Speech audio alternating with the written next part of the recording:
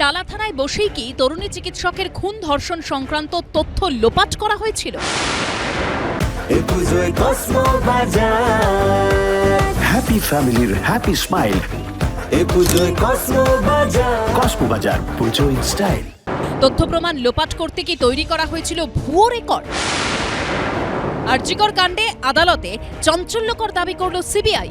বুধবার আরজিকর মেডিকেল কলেজের প্রাক্তন অধ্যক্ষ সন্দীপ ঘোষ ও টালা থানার ওসি অভিজিৎ মণ্ডলকে শিয়ালদা কোর্টে পেশ করা হয়। আদালতে নথি পেশ করে সিবিআই দাবি করে হেফাজতে থাকাকালীন দুজনকে জিজ্ঞাসাবাদ করে বেশ কিছু তথ্য উঠে এসেছে, যার থেকে মনে হচ্ছে টালা থানায় বসে এই মামলা সংক্রান্ত বেশ কিছু ভুয়ো নথি তৈরি হয়েছে কিংবা নথি পাল্টানো হয়েছে। টালা থানার সিসিটিভি ফুটেজের মধ্যেই সত্যিটা লুকিয়ে থাকতে পারে এই আশায় সিবিআই জানিয়েছে টালা থানার সিসিটিভি ফুটেজ সম্বলিত ডিভিআর ও হার্ড ডিস্ক সংগ্রহ করে তথ্য বের করতে সেন্ট্রাল ফরেন্সিক ল্যাবরেটরির কলকাতা শাখায় পাঠানো হয়েছে। টালা থানার সিসিটিভি ক্যামেরা সম্পর্কিত সিএফএসএল এর রিপোর্ট সামনে আসলেই আরজিকর তদন্তে নয়া মোড় আসবে মনে করছে সিবিআই। তথ্য প্রমাণ লোপাট নাকি পরিবর্তন নাকি নতুন সাক্ষ্য প্রমাণ তৈরি করা হয়েছিল, এই সমস্ত কিছুর উত্তর জানা যাবে ফরেন্সিকের রিপোর্ট এলেই বলে মনে করছে সিবিআই। অভিজিৎ মণ্ডল অ্যারেস্টের সাথে সাথে মমতা ব্যানার্জির পুলিশ তথ্য প্রমাণ লোপাট করেছে, এটা এস্টাবলিশ হয়ে গেছে। আমি প্রথম দিন থেকে আমার এক্স হ্যান্ডেল খুলুন, হল বদলেছে, বেসিন বদলেছে, ড্রেস বদলেছে, ভিসেরা বদলেছে, ব্লাড বদলেছে, সব বদলেছে। এ পাপ যাবে না, এ পাপে ধ্বংস হবে। তদন্তের দায়িত্ব এখন সিবিআই। চক্রান্তে যদি কেউ থাকে বা তথ্য প্রমাণ লোপাটে যারা থাকবে তাদের দৃষ্টান্তমূলক শাস্তি হোক, চরমতম শাস্তি হোক। যদি কোথাও কোনো রকম এখন সিবিআই যেগুলো তদন্তের এই স্টেজে কোর্টে বলে, পরবর্তীকালে বহু ক্ষেত্রে তার থেকে সরে যায়। এদিন আদালতে টালা থানার ওসি অভিজিৎ মণ্ডলের আইনজীবী বলেন, তার মক্কেলের বিরুদ্ধে নতুন কোনো অভিযোগ আনতে পারেনি সিবিআই। কেন দেরিতে এফআইআর করা হয়েছে সিবিআই সেই প্রশ্ন করছে।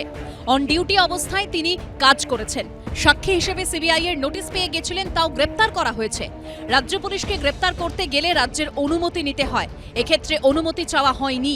অন্যদিকে সন্দীপ ঘোষের আইনজীবী বলেন, 9 আগস্ট যে ঘটনা ঘটে তার মক্কেল সন্দীপ ঘোষ গোটা ঘটনা ফোন করে টালা থানার ওসিকে জানান। প্রতিষ্ঠানের প্রধান হিসেবে সেটা জানানো তার কাজ, কিন্তু সন্দীপ ঘোষের বিরুদ্ধে যে অভিযোগ করা হচ্ছে সেটা দাঁড়াবে না। আইনজীবী আরও বলেন, সিবিআই বারবার বৃহত্তর ষড়যন্ত্রের কথা বলছে, কিন্তু তার মক্কেলের বিরুদ্ধে কোনো ষড়যন্ত্র খুঁজে পায়নি। সন্দীপ ঘোষ ও অভিজিৎ মণ্ডল দুজনেরই জামিনের আবেদন জানান তাদের আইনজীবীরা। পাল্টা জামিনের আবেদনের বিরোধিতা করে সিবিআই এর আইনজীবী বলেন, তাদের হাতে কোনো জাদুকাঠি নেই যে এক্ষুনি সব সমাধান হয়ে যাবে। তিনি বলেন, আমাদের কাছে বেশ কিছু ডিজিটাল এভিডেন্স এসেছে, যেগুলো আমরা খতিয়ে দেখছি, আরও কিছু পাবো বলে আশা করছি। টালা থানার ডিভিডি হার্ড ডিস্ক যেখানে সিসিটিভি ফুটেজ আছে সেটার ফরেন্সিক টেস্টের রিপোর্ট আসার পর ধৃতদের ফের হেফাজতে নিয়ে জেরার প্রয়োজনীয়তা আছে। সন্দীপ ঘোষ ও অভিজিৎ মণ্ডলের মোবাইল ফোনের বিস্তারিত তথ্য ফরেন্সিক পরীক্ষার জন্য পাঠানো হয়েছে, সেগুলো আসলেই তদন্ত এগোনো সহজ হবে। আরজিকর কাণ্ডে টালা থানার সিসিটিভি ফুটেজের ফরেন্সিক রিপোর্ট আসার পর 2 অভিযুক্তকে ফের নিজেদের হেফাজতে নিয়ে জেরা করতে চান সিবিআই এর গোয়েন্দারা।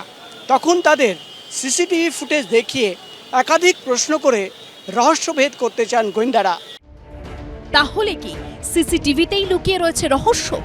আবির দত্ত, প্রকাশ সিনহা ও শিবাশিস মৌলিকের রিপোর্ট, এবিপি আনন্দ।